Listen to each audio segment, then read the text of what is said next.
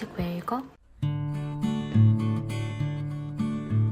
안녕하십니까. 저희는 그 책 왜 읽어입니다. 안녕하세요. 안녕하세요. 박수라도 치고 시작할까요? 네. 두 번째 곡지는 이 책 어디선가라고 하는 코너죠. 네. 네. 이거는 이제 이 책 읽으면서 뭐 언제나 그렇듯이 굉장히 다양한 또 다른 책이나 영화 같은 것들이 이제 떠오르기 마련인데 그런 것들에 대해서 이제 얘기를 하면서 책의 어떤 뭐라고 해야 될까요? 저변을 넓히는 그런 이제 코너라고 생각하시면 될 것 같습니다. 엄청 비슷할걸요? 그쵸? 이번 거는 그럴 수 있어요. 딱 네. 하나는 똑같이 했을 거예요. 그럴 거예요. 아마 영화겠죠. 네, 네. 네. 영화기도 하고 책도 있고. 네. 근데 저는 요번에 영화를 엄청 때려 넣었어요. 거의 영화가 많이 좀 당연히 떠오르죠. 네. 첫 번째로 제가 키워드를 잡은 거는 네. 콘택트와 컨택트입니다. 콘택트 두 개 네. 있어요? 이거 몰랐죠? 콘택트는 아시는 1997년도 작품으로 칼 세이건 작가가 실제로 이제 감수도 하시고 그렇죠. 근데 바로 다음 해에 맞아, 나왔더라고. 그럼, 돌아가시고 그럼. 바로 다음 해에 나왔더라고요. 근데 이 작품 같은 경우에는 워낙 또 유명하죠. 유명하죠. 네, 매튜 맥커너이랑 여자 배우분 누구시죠? 조디 포스터. 조디 포스터라고 하는 또 명배우가 나와서 굉장히 연기도 잘했지만 어쨌든 바탕에 최신의 어떤 과학적인 지식과 상상력이 놓여 있으면서도 굉장히 영화적으로도 잘 만들어졌다는 점에서 굉장히 높은 평가를 받는 그런 되게 작품입니다. 재밌어요, 그냥. 네, 맞습니다. 그래서 사실은 뭐 그 작품에 대해서도 소개를 하려면 하겠지만 제가 사실은 꽂혔던 거는 컨택트라고 하는 제목의 영화가 2016년에 개봉을 했습니다. 근데 그거의 원래 작품 제목은 Arrival이라고 하는 작품 제목인데 그걸 우리나라에 들여올 때 왜인지는 모르겠으나 컨택트라고 하는 이름으로 개봉을 했어요.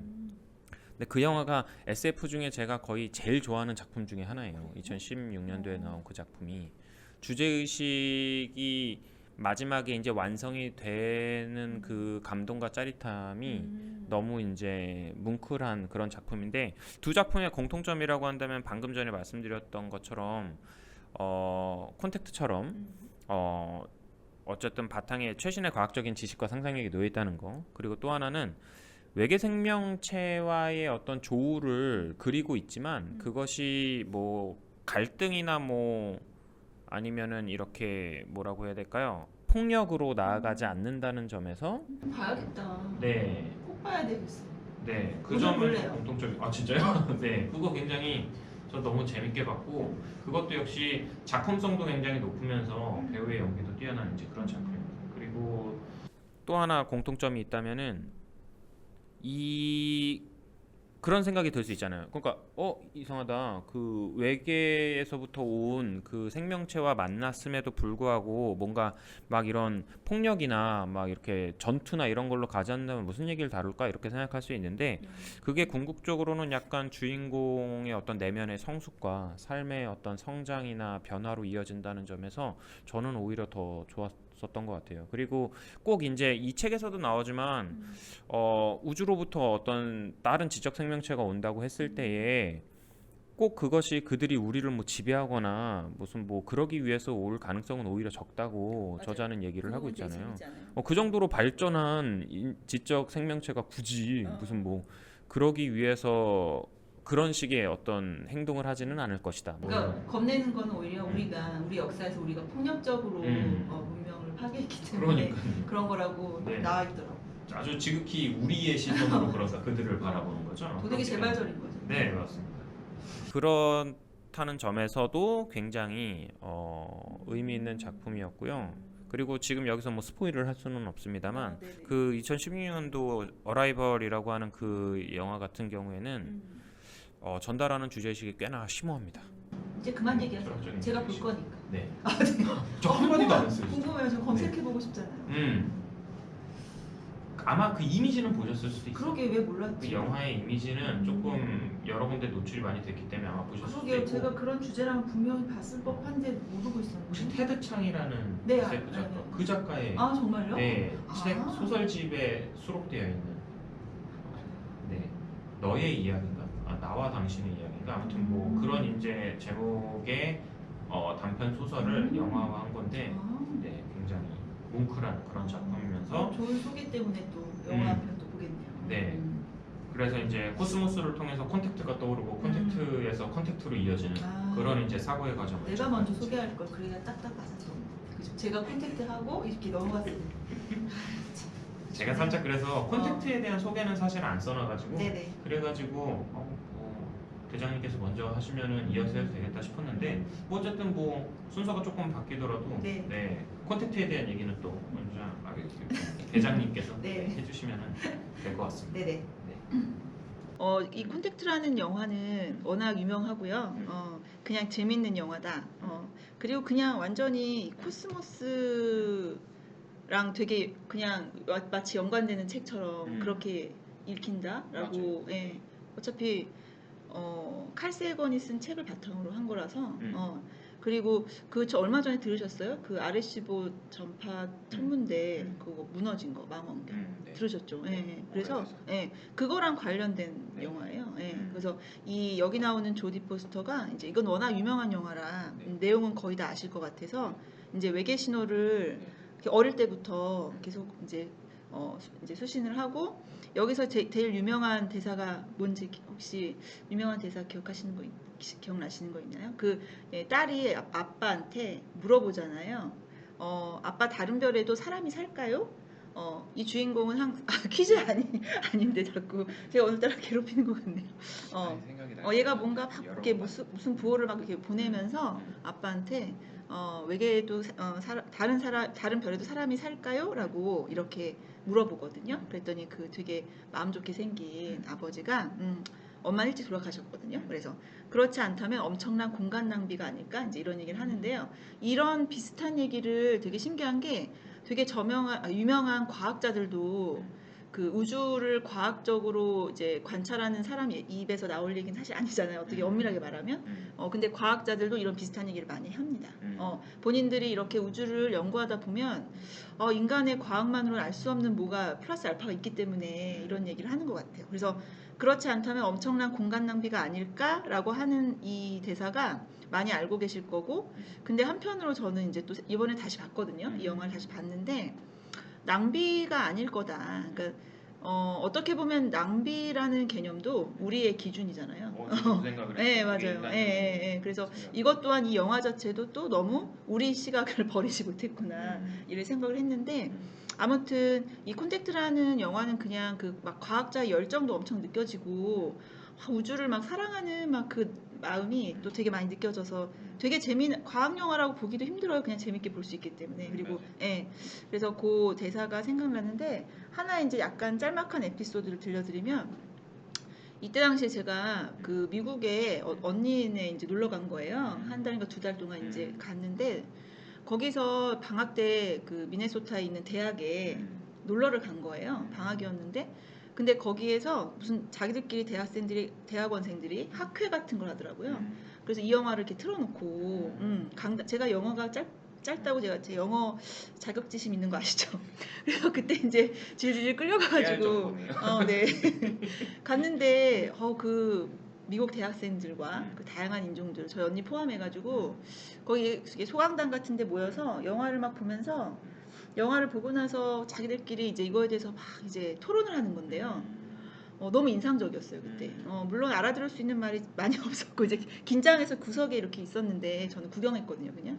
근데 그때 보면 그 영화에 대해서 과학이나 이런 철학에 대해서 막 토론했던 것 같고 막 자유분방하게 의자에 아무렇게나 막 걸터 앉아가지고 우리 지나가던 어떤 아저씨가 막 인사하고 가더라고요. 그래서 누구시지 생각했는데 이제 교수님이시더라고요. 이렇게 하고 인사하고 지나가고 그때 느꼈던 막 그런 느낌하고 영화의 느낌이 저한테는 되게 강렬했던 것 같아요. 그렇겠네요. 네, 너무 멋있다. 그러니까 저 영화가 그래서 되게 중요한 영화인가라는 약간의 선입견이 그때 좀 되게 열띤 토론을 하는 장면이 인상적이었고, 그래서 이런 그 영화 한 편 보고도 진짜 답을 내리기 위해서 영화를 보는 게 아니라 생각의 가지가 엄청 뻗어나가는 거죠.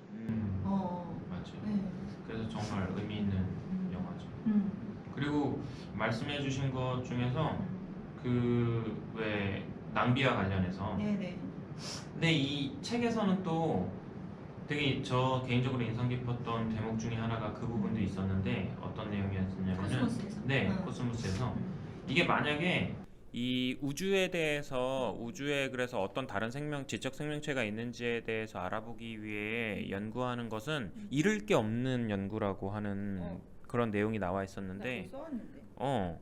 그쵸. 되게 인상 깊었어요. 그러니까 음. 그게 만약에 우주를 다 이렇게 들여다봤는데 지적 생명체라고 불릴 만한 근데 여기서 물론 또 지적이라고 하는 것이 무엇인가에 대한 또 개념 정의도 필요하긴 하겠습니다만 어쨌든 지적 생명체가 우리밖에 없다고 하더라도 그건 역시 우리에게 의미 있는 발견이 될 거다. 네네. 그만큼 우리의 존재가 더욱더 의미 있고 소중하다는 것을 알게 될 테니 우리에게는 잃을 것이 없는 연구가 될 거다. 그리고 만약에 왜 이제 우주에 지적인 생명체가 있다면은 그것을 발견하게 된다면 그것도 역시 그 나름의 굉장히 큰 과학적인 또 발견으로서 의미가 있는 것이고 그래서 정말 잃을 게 없는 연구다라고 얘기를 했는데 그렇게 따지고 보면은 정말로 뭐 없다고 하더라도 뭐 말씀하신 것처럼 낭비라고 얘기할 것까지는 없지만 어쨌든 낭비가 아닐까라고 생각하면서 상상을 하는 그 사고 방식이랄까? 그거는 이런 뭐라고 해야 될까요? 과학자적인 어떤 호기심과 모험심을 갖는 데에는 굉장히 또 좋은 자세가 아닌가 싶은 네. 또 생각이 들기도 해요. 그러니까 뭐 만물의 기원을 고대 때부터 과학자들이 찾았던 거랑 같은 맥락에서 우리의 근원이 우주에서 왔기 때문에 그걸 찾는 거라 생각하고 뭐 그것과 약간 다른 맥락인데 이 책에는 이제 똑같은 얘기 같아요. 외계 문명의 탐색이야말로 실패해도 성공한 사업이라고 되어 있어서 이 얘기는 또 나중에 제가 약간 같이 얘기하고 싶은 얘기였어요. 논의였어요. 그거는 좀 뒤로 한번 밀어보도록 하죠. 콘택트에 대한 얘기 오랜만에 들으니까 네. 굉장히 좋네요. 거기 보면은 책에서 이제 뭐 소개하고 있는 말하자면 뭐 전파를 이제 통해서 이제 의사소통을 하는 그런 것과 관련된 내용들이 이제 책에 나와 있는데 그것들이 이제 영화에 잘 반영되어 있다. 네. 정도만 알고 보셔도 아마 재밌게 보시지 않을까. 재밌고 콘택트란 책은 안 읽어봐서 읽어볼까 말까 지금 저도 책은 안 읽어봤어요. 장바구니에 들어있어요. 아, 근데 제가 지금 약간 기억이 가물가물한데 네.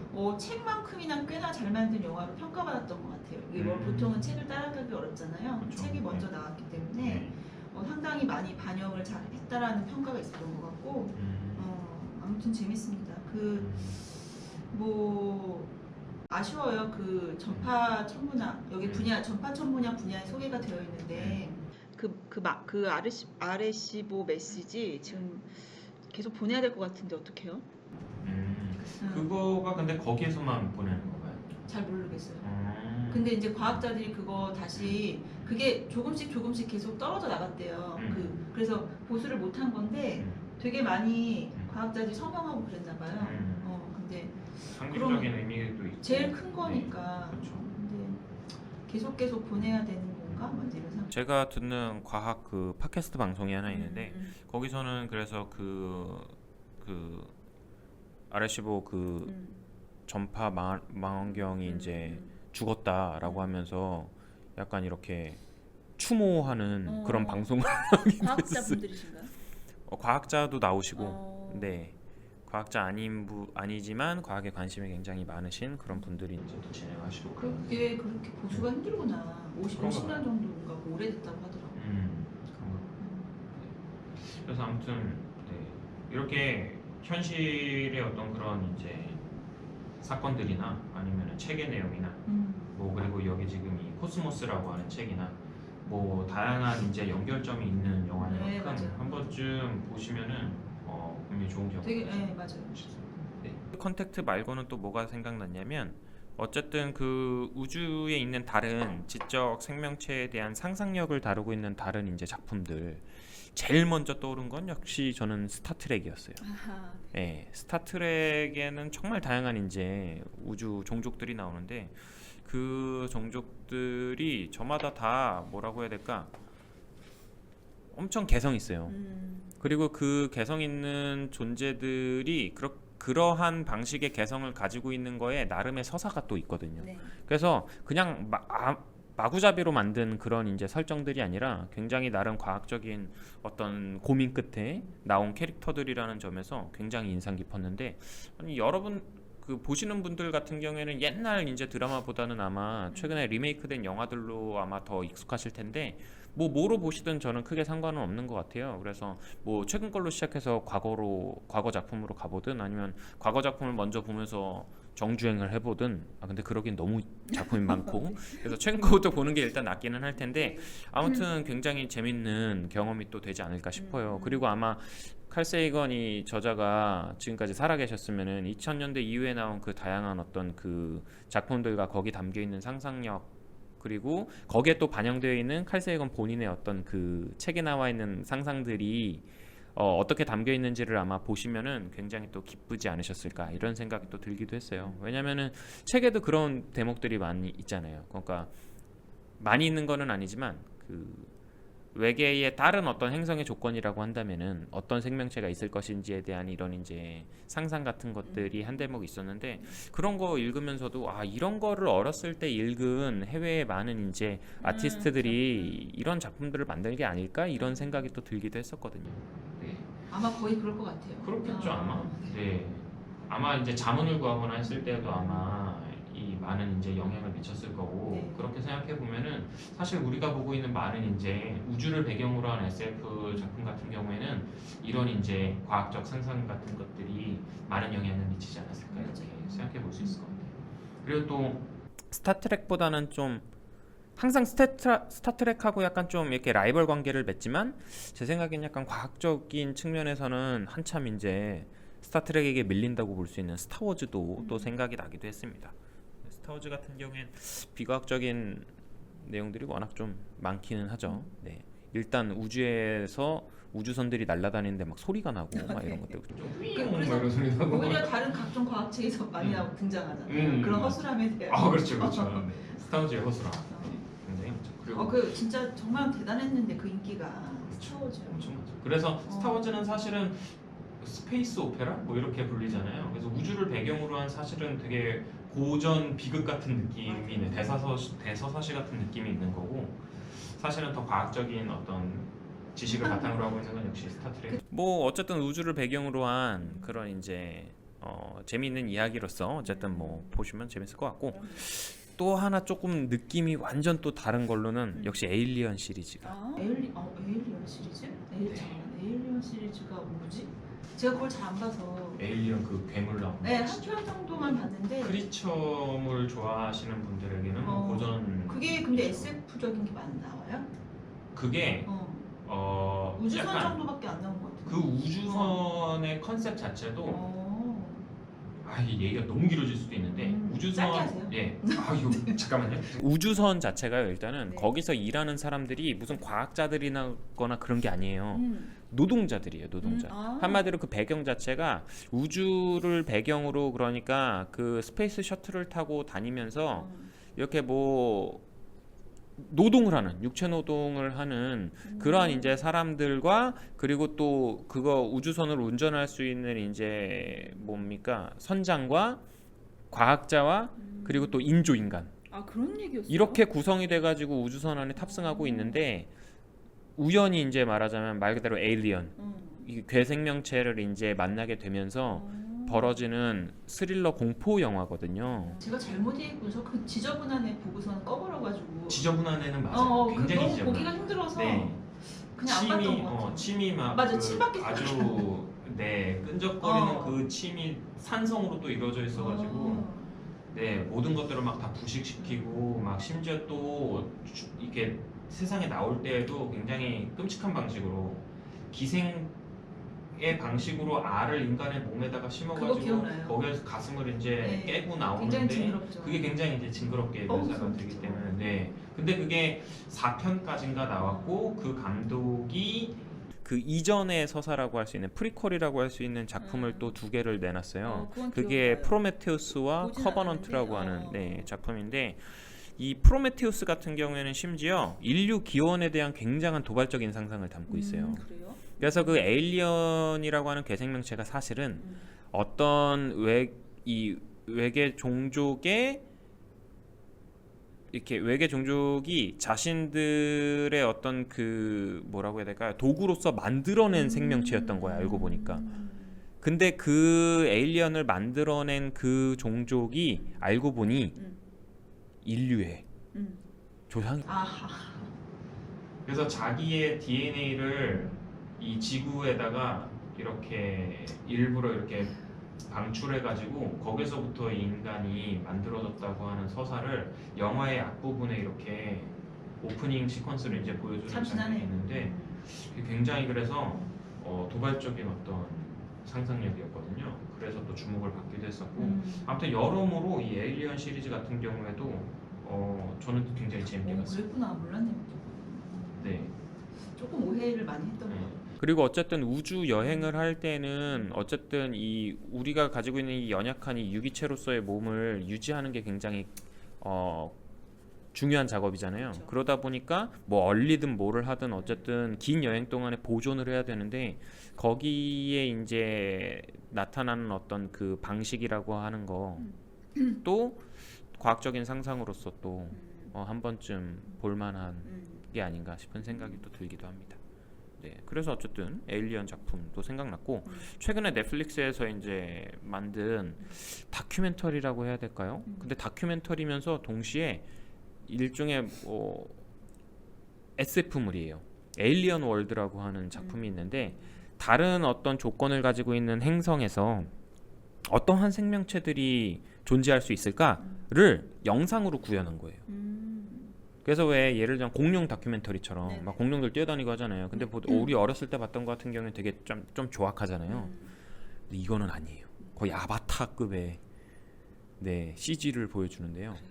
엄청납니다. 네. 굉장히 제가 넷플릭스 끊었는데 다시 해야 될 것 같아요. 다시. 제가 너무 안 되겠어가지고. 제 계정 노는 거는 그 행성이 4개가 나와요. 행성이 4개가 나오는데 그 각 행성의 성격이 되게 다르거든요. 중력도 다르고 크기도 다르고. 그래서 이러한 환경이라면 어떤 이제 생명체들이 살까를 재밌겠다. 구하는 거예요. 그리고 그걸 단순하게 그냥 보여주기만 하는 게 아니라 지구의 어떤 그 모습과 이제 계속 이제 교차 편집 비교해 주면서 지구에서는 이런데 여기에 이게 달라지면은 여기에서는 이런 생명체가 뭐 이런 식으로 이제 보여주는데 굉장히 훌륭한 작품입니다. 이런 건 봐줘야 되는 거 아니에요? 네, 작년에 굉장히 인상 깊게 봤었던 넷플릭스 작품 중에 하나입니다. 거의 저는 근데 매주 넷플릭스 얘기를 하는 것 같아요. 네. 이것도 원래 내 땡땡 뭐 이름 바꿔서 하고 막 그런 거 그러니까요. 해야 되는 거 아니에요? 근데 그쵸, 우리가 뭐? 넷플릭스보다 잘 나갈 때는 그렇게 내 땡땡 이렇게 해주는 게 맞는 것 같기는 한데 그 잘 나간다는 것도 그 네. 너무 그 인원수로 그렇게 기준을 하시면 안 맞아. 돼요. 이제부터는- 우리 지금 계속 들어주시는 이제부터는- 분들한테는 뭐가 되는 거예요? 이제부터는 N사라고 하겠습니다.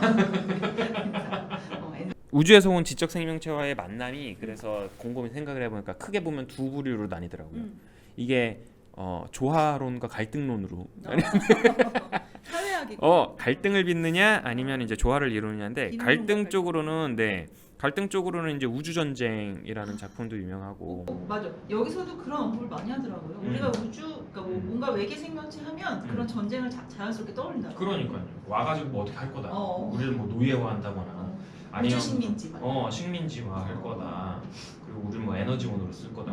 별의별 이제 상상을 할 수 있는데 그런 것들 그리고 방금 전에 말씀드렸던 뭐 에리언도 마찬가지고요. 되게 거꾸로 또 도발적으로 디스트릭트 9이라고 하는 영화가 있는데 그건 혹시 보셨나요? 아니요. 외계 그 우주 비행선이 불시착을 했는데 말하자면은 불시착했으니까 우리 지구에 하나의 소수자가 돼버린 거예요. 그래서 디스트릭트 9이라는 걸 설정한 다음에 거기 밖으로 못 나가게 하고 그 안에서 외계인을 착취하는 얘기예요. 그리고 그 안에는 근데 외계인들로부터 감염된 지구인도 거기에 이제 들어가게 되고 뭐 다양한 이야기가 펼쳐지는데 그런 실수를 했을까? 불시착을 했을까? 그러니까요. 근데 이런 거죠, 말하자면 지구에 불시착할 정도면은 기술력이 그렇게까지 발전한 건 아니라서 우리가 어느 정도 착취가 가능할 수준인가 봐요. 영화가 설정 좀 자체가. 말이 안 되네요. 설정. 그렇죠. 설정이 좀 마음에 안 드네요. 그렇죠. 네.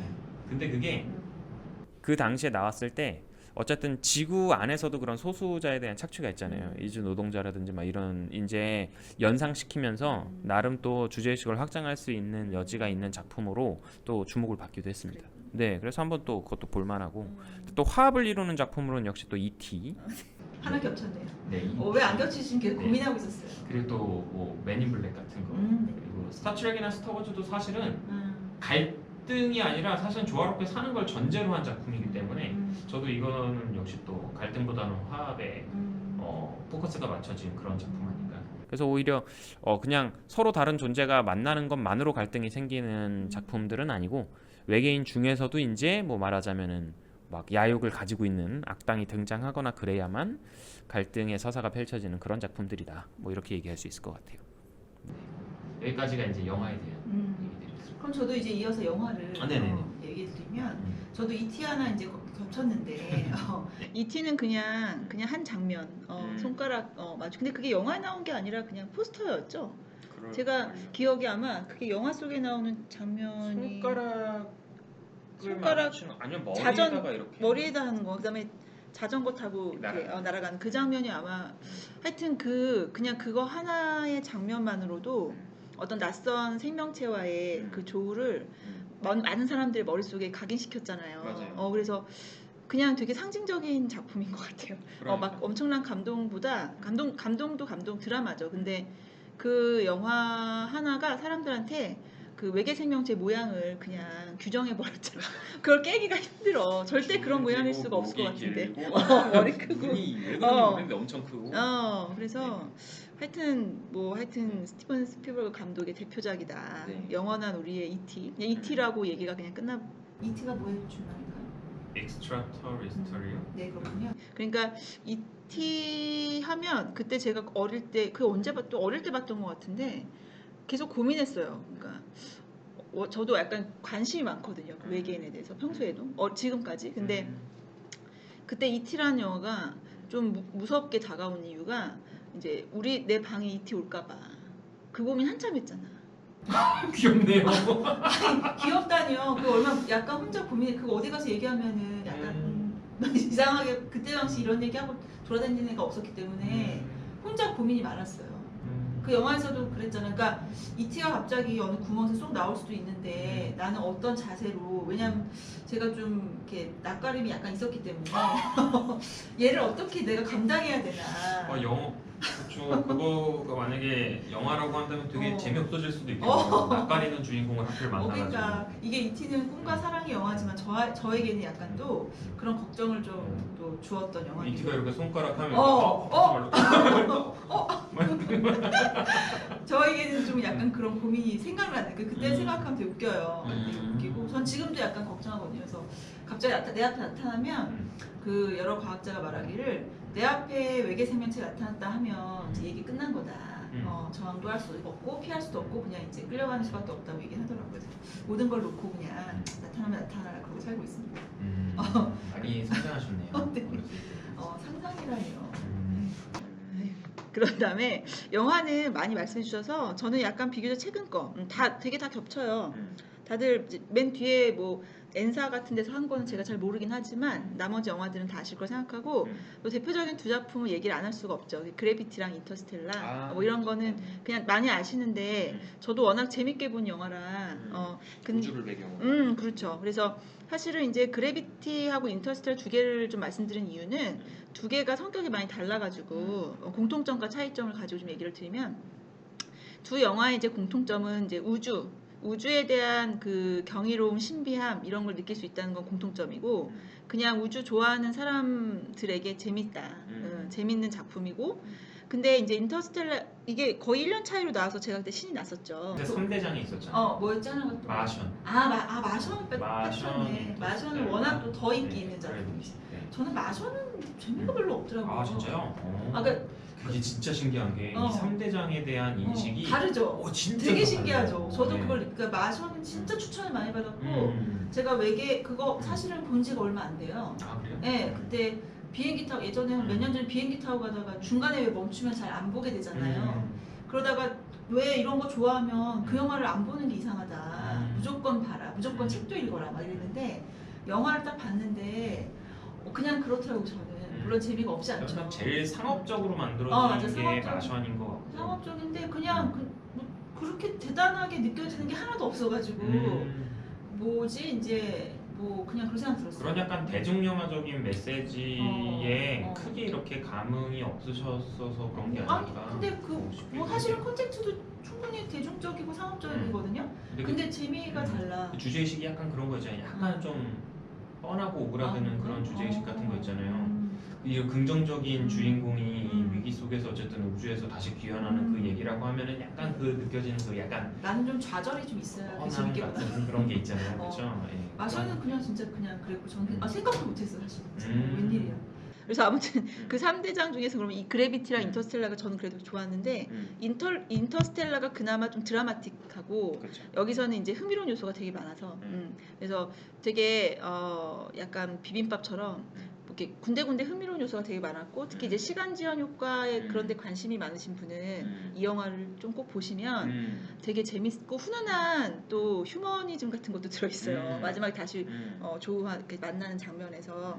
그리고 그래비티는 저는 정말 좋았거든요. 이 영화 정말 재미없다는 사람 많이 봤는데 베스트 중에 하나죠. 너무 진짜 짱이야 짱. 저는 그리고 영화 제목을 가장 잘 지은 작품을 뽑으라고 하면은 저는 제일 먼저 떠오르는 작품 중에 하나가 그래비티예요. 주제의식과 함께 결국에는 이 왜 잠깐만 말씀드리면은 지구에서 중력을 잃어버렸던 캐릭터잖아요. 맞아. 비유적으로 얘기하죠. 마지막 장면도 생각나요. 그런데 그 인물이 우주의 어떤 큰 사건 속에서 그 살기 위한 어떤 그 몸부림을 겪으면서 끝내 중력을 다시 너무 깔끔해.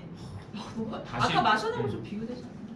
그치. 저는 그래서 하드코어 SF를 좋아하는 사람은 제일 좋아하는 거는 사실은 그래비티일 거예요. 이런 깔끔한 영화가 나 그걸 못 봤는데 그 사자 나오는 영화 있죠. 그걸 봐야 되는데 갑자기 그 영화 왜 생각나요? 소년과 사자 나오는 왜 그 영화 몰라요?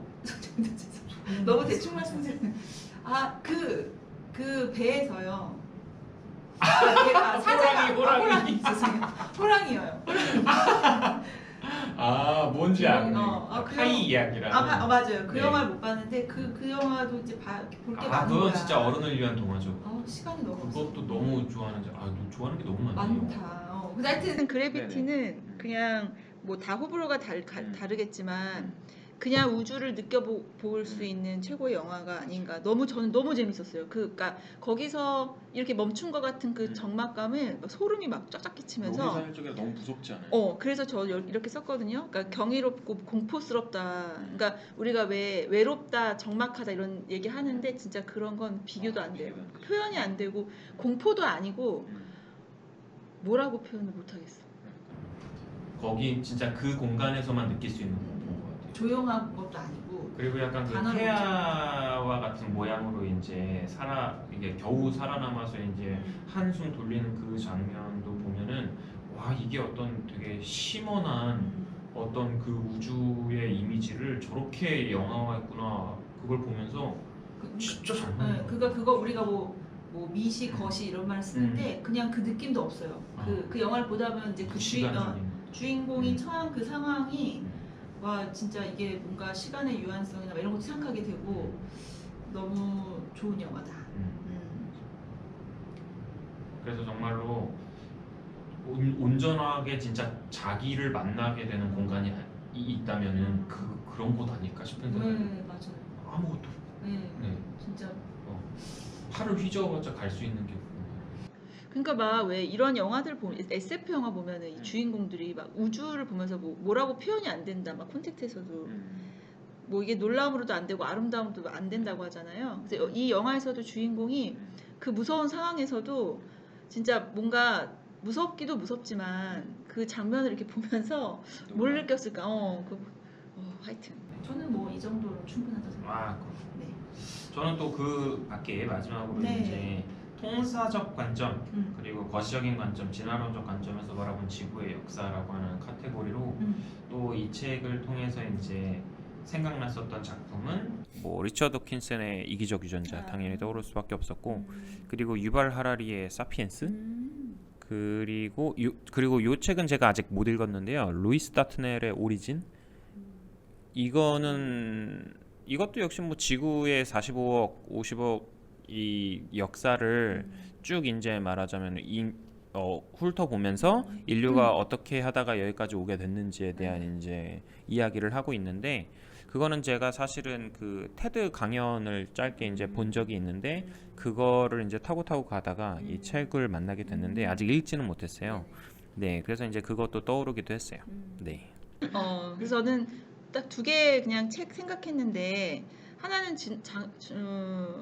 그 지난 영상 아는 형 할 때 제가 얘기했던 것 같거든요. 그래서 김초엽, 우리가 빛의 속도로 갈 수 없다면이란 이 제목이 바로 떠올른 게 여기서도 계속 빛에 대해서 나와요. 그래서 이 구절이 그대로 나와. 그래서 우리가 빛의 속도로 갈 수 있다면이라는 이 가정으로 여러 가지 재미난 의견들, 재미난 표현, 왜 블랙홀 같은 것들도 나오면은 왜 우리 블랙홀로 막 빨려 들어간 상상하셨죠 어릴 때.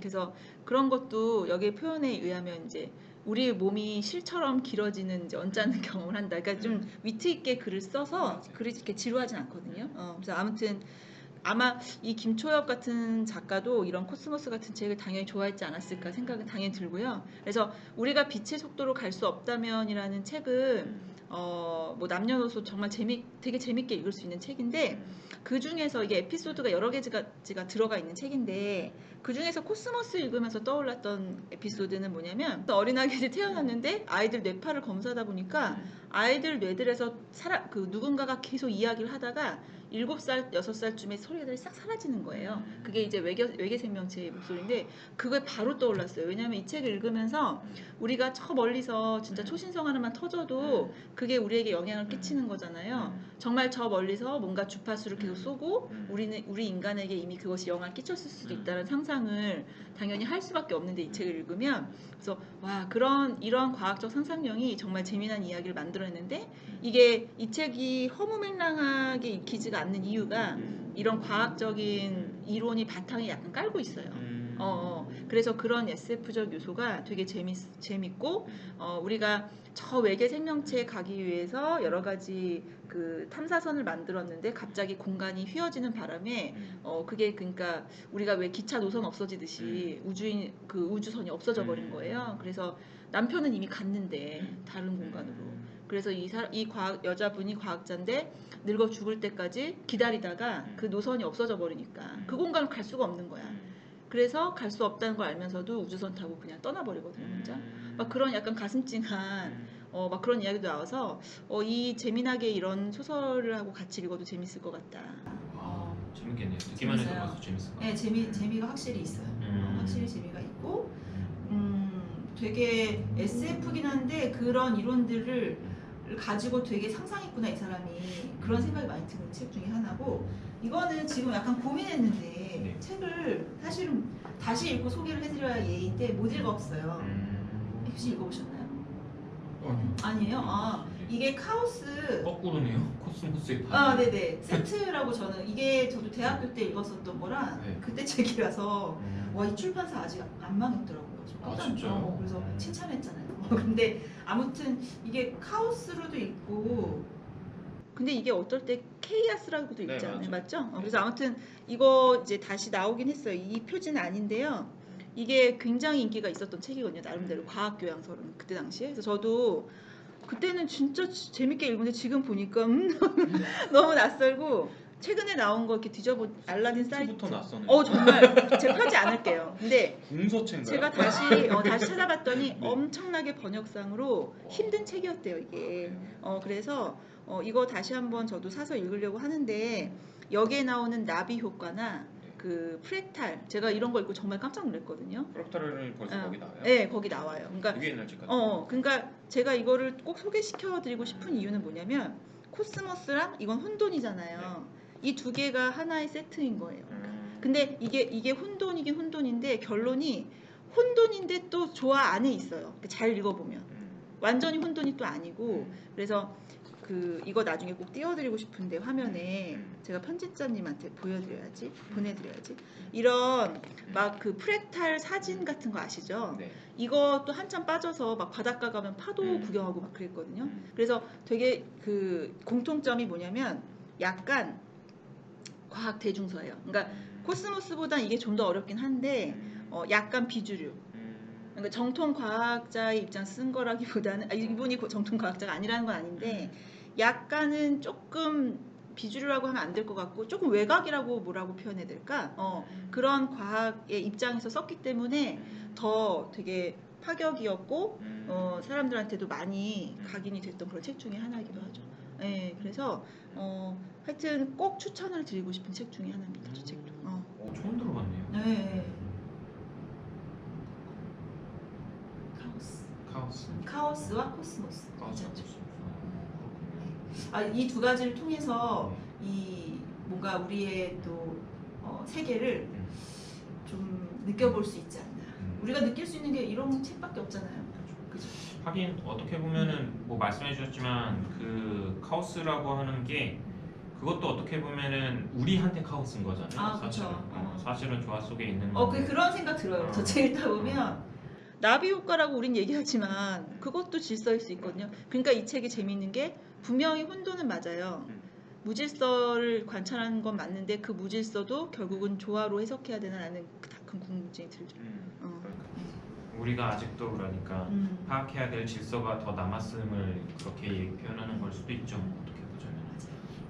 근데 뭐 그리고 번역 얘기도 잠깐 하셨지만 이 코스모스도 뒤에 보면은 그 홍승수 교수님 얼마 전에 돌아가셨는데 네네. 네, 이 홍승수 교수님의 그 번역하면서 이제 있었던 얘기 같은 걸 좀 방송으로 듣기도 하고 또 이거 글로도 이제 읽고 했었는데 정말 처음에 번역할 때 어려우셨대요. 왜냐면은 워낙 박학다식한 데다가 이런 거는 함부로 그러니까요. 맞고 싶지 않아요. 제명이 못 살 것 같은. 처음엔 그래서 거절을 하셨는데 네. 근데 그 어려울까봐 거절하신 것도 사실은 아니었고 맞아. 각주 처음에는 힘들 것 같아서. 각주다는 거를 진짜로 그리고 안 좋아하는데 그런 것도 있었고 그리고 약간 예전에 그렇게 생각하셨대요. 연구자가 무슨 번역을 해 뭐 이렇게 이제 생각을 했었던 거예요. 약간 좀 이제 진짜? 옛날 분이시고 하니까. 근데 왜 그렇지? 그런 생각도 못 해봤어. 연구자는 그리고 칼세이건이 그렇게 좋아하지 않으셨었대요. 근데 그럴 수 있을 것 같아. 대중적으로 이렇게 막 이렇게 칼세이건 별로 안 좋아하는 사람도 꽤 있겠죠. 네. 그리고 이게 뭐 과학자 소설가 이렇게 생각하는 사람도 있을 수 있으니까. 근데 그래도 어쨌든 그렇게 이제 처음에는 부정적인 인식도 있었고, 에이 무슨 교수라고 하면은 연구를 해야지 뭐 이렇게 대중 강연하는 거 이렇게 애를 쓰고 저 시간 낭비하고 있어 이렇게 생각할 수도 있었으니까. 근데 막상 책을 이제 보고 번역하고 하는 과정에서는 생각이 이제 달라졌다는 얘기도 있는데, 진짜 저런 책들은 번역하기는 진짜 힘들 것 같아요. 힘들 거예요. 상상도 못하겠네. 그래도 연구자가 하는 어떤 목적이 이제 이런 것들을 연구해서 널리 공유하고 후세에 전해준다는 그 맥락에서 번역 작업은 되게 의미 있는 것 같아요. 정확하게 번역한다는 게 얼마나 중요한 거죠. 뭐 판단이야 뭐 읽는 사람들의 몫이니까. 그 책에서 보면은 네. 그 장면이 전 너무 이렇게 소년 같더라고요. 뭐였었냐면은 사실은 이 외계에서 그러니까 우주에서 지적 생명체가 이미 신호를 지금도 보내고 있을 수도 있고, 저는 그리고 보내고 있다고 생각해요. 예전에 이미 들렸다 왔을 수도 있다. 근데 우리가 그때 아직 진화를 못 해가지고 못 만났으면 어떡하지 막 이런 얘기들을 하는데 그래서 너무 귀엽고 재밌더라고요. 근데 그런 귀여운 얘기 많이 나와요. 그러니까요, 진짜 많이 나와요. 아마 읽으시면서 약간 이 제목과 이 웅장한 두께와 이 느낌하고 되게 다른 느낌 많이 받으실걸요? 그러니까요. 어떻게 보면 되게 친근해요. 되게 우리가 어렸을 때 했던 상상이나 이런 거 되게 많고 뭐 인간에 대한 애정도 되게 있어. 그것도 또 우리가 할 얘기죠. 그래서 왔는데 우리가 아직 나무 위에서 깨끗대고 있었으면 어떡하지 이런 얘기들이 있는데. 저는 지금도 이렇게 보고 간다고 약간 생각할 때 있어요. 그럴 수 있죠. 그리고 막 그런 얘기도 있잖아요. 그러니까 그 정도로 지적으로 발전을 했으면은 애초에 그냥 관찰하고 있는 걸 수도 있고, 애초에 관찰 대상으로 우리가 지금 실험관에 있는 것 같은 그런 상태일 수도 있다. 막 이런 얘기까지도 나오는데 되게 재밌는 상상이라는 생각이 들게 됐습니다. 그것과 관련해서 그런 컨셉을 가지고 있는 이제 막 영화들도 다 떠올랐는데 그런 거 얘기하면 진짜 끝없겠네요. 안 돼. 네. 자, 그럼 길고 길었던. 네.